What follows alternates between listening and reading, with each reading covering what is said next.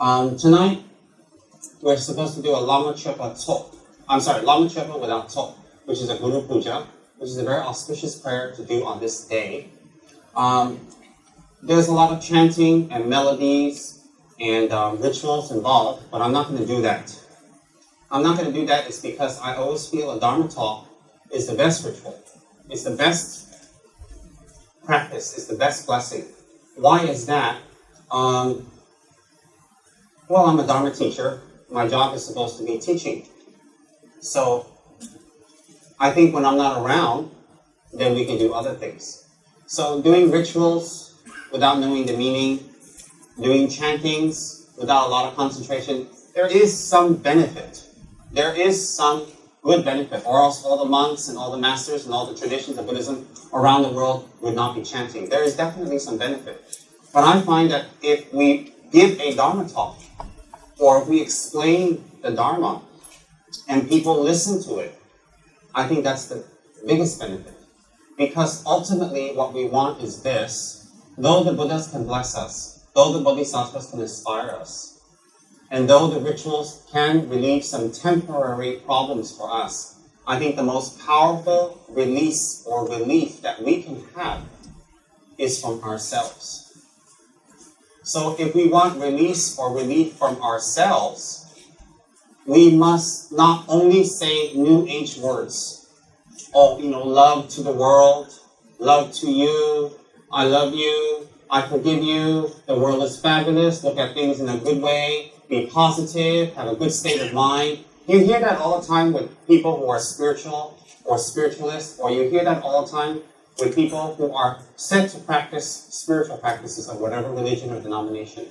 But my point is what is simply wishing someone well, or saying I love you, or saying I wish to have world peace is nice, but I find it a little empty. And why is that? Is because world peace arises from inner peace.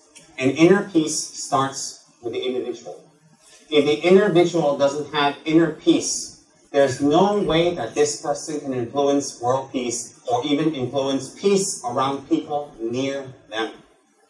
So therefore, inner peace is extremely important in order to create world peace. So hence, I feel receiving some Dharma, listening to it from a logical stand view or a point of view, logically, and thinking about it and contemplating on it gives us the actual source or the actual ingredient or the actual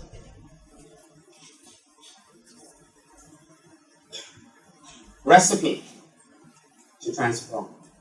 So when we listen to a Dharma talk, when we attend a Dharma talk, we listen to Dharma books, we read Dharma books, and we examine, and we think, and we contemplate, you will see a transformation.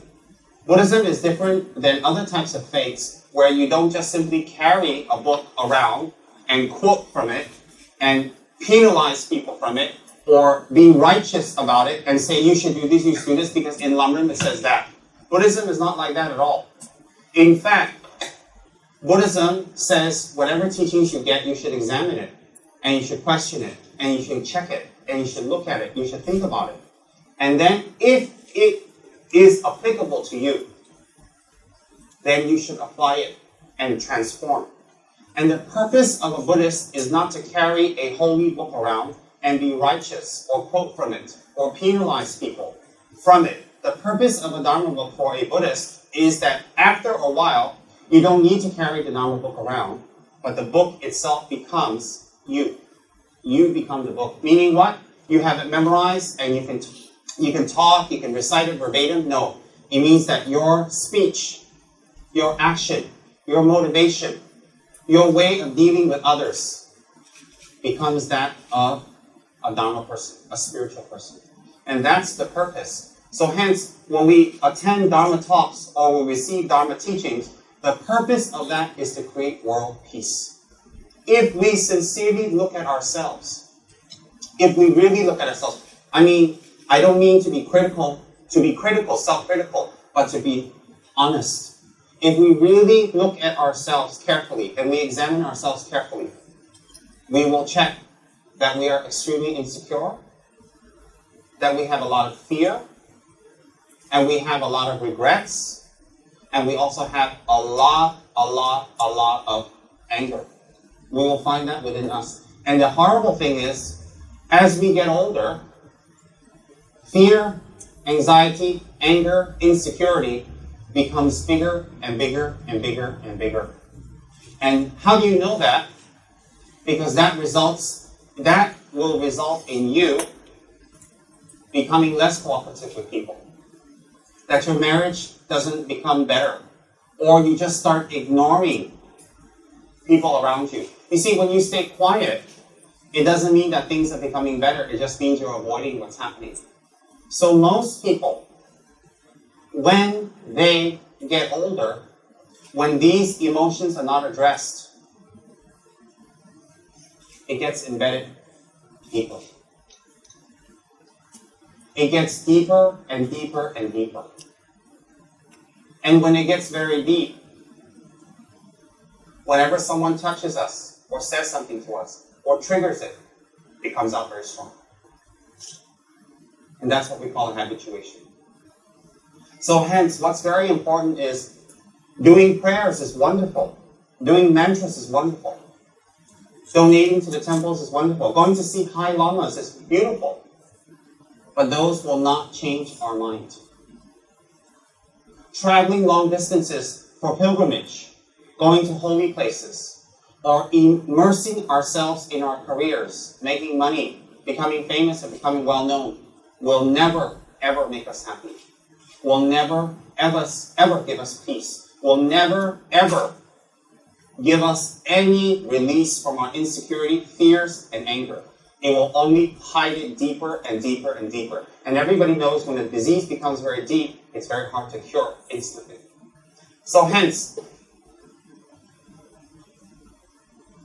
the reason we listen to Dharma talks is not to become a Buddhist, or to convert, or to say, oh, Buddhism is better, or to make a comparison of Buddhism and other religions. The purpose to listen to a Dharma talk is to self-examine beyond borders, beyond name, beyond religion, beyond stigma, beyond dogma, beyond superstitious hang-ups. So you don't listen to a Dharma talk to compare it to other religions. Oh, I think I like Buddhism better than Christianity. Oh, I think I like this school of Buddhism better than the other school of Buddhism. We don't listen to Dharma talk to compare. We don't use it as a weapon. We don't listen to a Dharma talk in order to get knowledge so we can go back and torture our husbands or torture our wives by saying, oh, I know more, and quote things from Dharma to torture them. We don't do things like that. We learn Dharma to self-examine. What's the reason to self-examine? The reason to self-examine, again, is not to add to your guilt, add to your self-hatred, add to your insecurities and fears, or it is not designed to push you to make you feel bad. The purpose of self-examination is when we are honest with our emotions and we are honest with our feelings, good results will arise. What's that good result? The good result will be we have a better relationship with our wives. We have a better relationship with our husbands. We have a better relationship with our parents, with our children, with our friends, and everybody around us. In fact, our whole physical demeanor changes. We become less rude. We become more patient. We become more open. And we live for the moment. Meaning, this moment may be not attracted to you or it might be boring. But you're not interested in the next moment. You're interested in this moment. Because if in this moment you speak well, you act well, you talk well, and you are operating from care, you will not care how you feel this moment. You will care how people around you feel.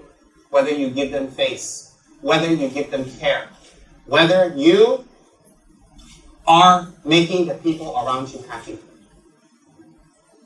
It is not about you. It is not about you yourself at all. So hence, listening to a Dharma talk principally gives you knowledge, gives you understanding, and gives you a way to examine. It is a meter stick to examine yourself. Why do you need to examine yourself? Because no one is free from faults.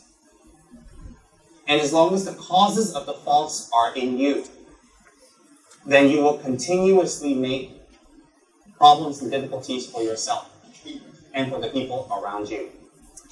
So the best thing is to listen to Dharma talks, to read Dharma books, to listen to writings that help you to self-examine and make you think and make you contemplate and make you face yourself. That is the best.